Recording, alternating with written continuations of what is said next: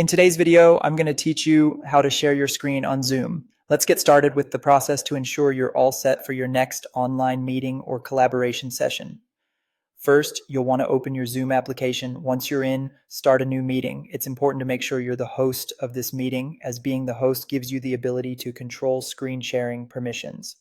If you're not hosting, ensure that the host has enabled screen sharing for participants.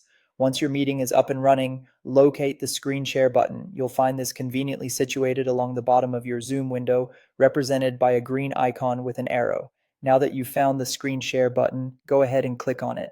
This will open up a new window displaying all the different options available to you. Here you can choose exactly what you want to share. This might be your entire desktop if you need to switch between applications seamlessly, or just a specific window or application to maintain focus and privacy. At this stage, it's also smart to decide whether you want to share your audio. Simply check the box that reads Share Computer Sound. This is particularly helpful if you're sharing media like videos or music. There's also an option to enhance video quality.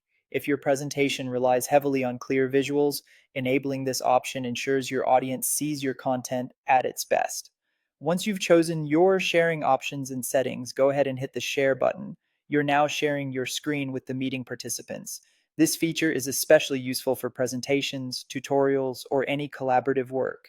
Remember, while Zoom generally provides a smooth sharing experience, you might encounter some lag or delays. In such cases, it's a good idea to check your internet connection.